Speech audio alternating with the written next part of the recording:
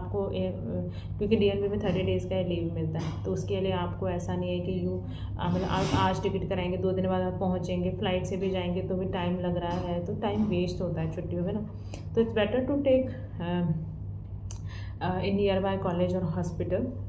देखिए, मैं हमेशा कहती हूँ कि अगर कोई चाहे आपको सिखाना तो भी आप सीख जाओगे, बट अगर कोई नहीं चाहता आपको सिखाना लेकिन फिर भी आपकी सीखने की इच्छा है तो आप सीख जाओगे। तो मतलब मोटा मोटा कहने का मतलब ये है कि it's up to us only कि हम कितना सीखना चाहते हैं। अगर मैं सीखना चाहती हूँ तो अपने घर के बाजू वाले हॉस्पिटल से भी सीख लूँगी।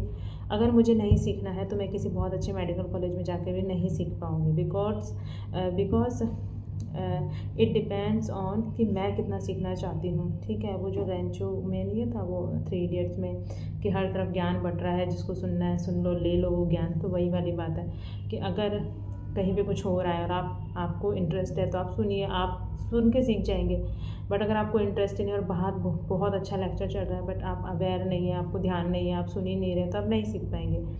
तो वो वैसे होता है, कभी भी कोई ना रेजिडेंसी में आपको हाथ पकड़ के नहीं सिखाता है, वो आप ही के इंटरेस्ट के ऊपर रहता है। और मतलब सब तरफ लोग कुछ ना कुछ सिखा ही रहे होते हैं, तो आपको जाके सीखना होता है।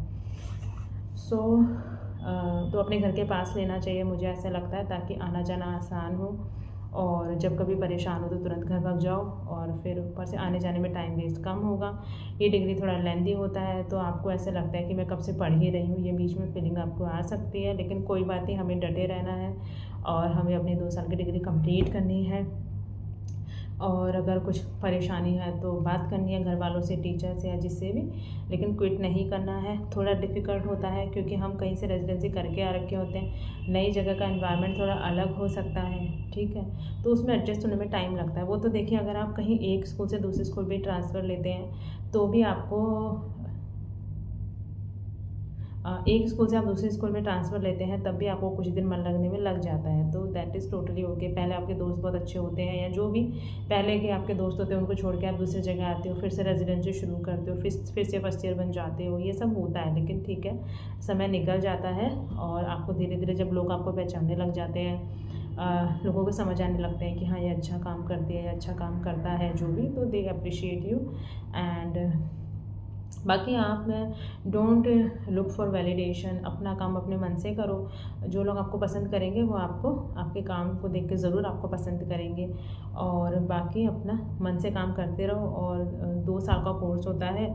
और मेरे को एक इम्पॉर्टेंट बात ये भी कह रही थी कि इसमें ज़्यादा वेट करने की ज़रूरत नहीं है, क्योंकि फ़र्स्ट काउंसलिंग में ले लेना चाहिए, क्योंकि फिर क्या बहुत सारे बच्चे फ़र्स्ट काउंसलिंग में ले लेते हैं तो सेकेंड राउंड के लिए कुछ ज़्यादा सीटें बचती नहीं, और थर्ड में तो और